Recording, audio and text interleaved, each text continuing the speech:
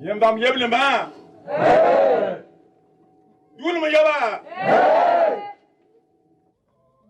Je suis très heureux que la tradition ne se perd pas à Yop.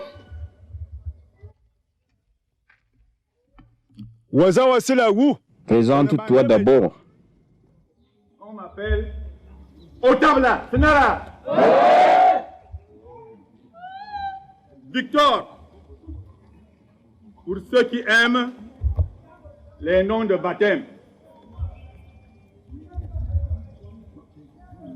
Je suis un cousin de la femme-mère de Bokono. Oh oui. Bien, tu peux parler. Nous avons des questions effectivement à vous poser. Mais partout où nous allons, nous nous assurons que la voix de Yembam est unique. Senala. Ici aussi, nous ne voulons parler qu'un seul langage, d'une même voix, Kinzizia Yamadou. C'est pourquoi nous allons d'abord nous retirer pendant quelque temps. Yembamewura. Ngamakababim tiem kangansan.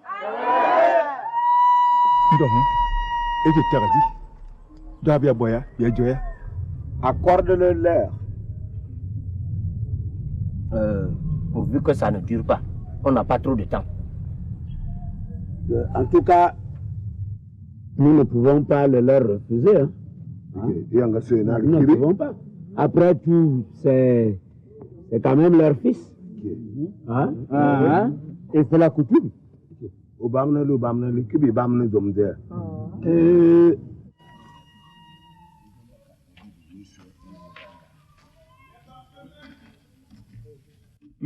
Nous sommes d'accord. Vous pouvez vous retirer pour quelques minutes.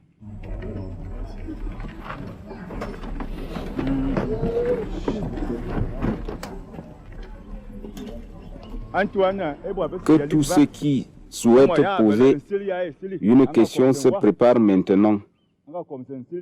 Le temps devient court.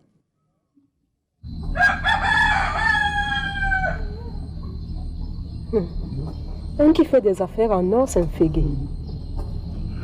On a raison de dire qu'à quelque chose, malheur est bon. En plein de lui, trouver l'occasion de vendre sa cigarette. Je te dis, il va encore faire comment? Les clients viennent te trouver comme ça, à domicile, sans effort. Mais ce serait bête de laisser passer une telle aubaine. En 2 ou 3 jours, il a déjà vendu la cigarette qui va se vendre en 2 mois. C'est sa chance. S'il la rate maintenant, il sait qu'elle va revenir quand. Tu as raison. Tout le monde va tirer profit de ce derrière. Parce que c'est entre le vin de palme, le gibier et l'aura. Plein de gens vont se faire de l'argent, je te dis. Comme maman Andon, je l'ai vu vendre les couleurs dans la nuit. Ah, c'est d'accord qui doit être en reste. Et ça passait à une allure, je ne te dis pas. Les gens avaient tenu le coup. Si c'est en plein day, il faut bien acheter une cola pour ne pas dormir. Oh, tu sais, si moi-même j'avais eu la possibilité de faire un petit commerce, je n'aurais pas hésité, hein, crois-moi. Mais hélas. Qu'est-ce qui t'a empêché de le faire? Oh, j'allais me placer où pour le faire. Comment ça? Mais n'est-ce pas que pour vendre quelque chose, il faut aller le proposer aux gens? Comment moi j'allais faire un commerce sans approcher les gens? Je ne te comprends pas. Oh, j'avais émis l'idée de faire préparer du gibier et le vendre. Le viande à quoi? Mais on m'a soupçonné aussitôt d'aller chercher un autre homme. Qui ça? Papa Sono. Qui d'autre? Pour lui, j'ai juste trouvé un prétexte pour aller racoler les hommes. Et qui? Papa Sono là aussi exagère. Il voit les menaces là partout. Ne perdons pas le temps. Il faut désigner celui qui ira parler. Pourquoi désigner encore quelqu'un? Puisque M. Moa est là. Il a la suite dans les idées et il est très éloquent. Oui. Celui qui représente la famille de la mère de Okono, c'est lui qui doit parler. Que M. aille parler. Puisque tout le monde est d'accord, c'est M. qui ira parler. Mais il faut arrêter toutes les questions qu'on ira poser. Quelle question encore? Il n'y a qu'une seule question. De quoi Okono est mort?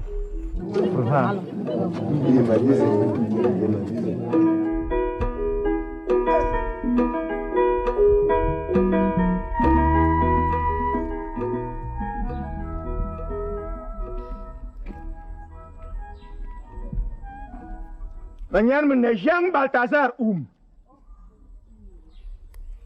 ancien sous-préfet maire de Mbogada en retraite.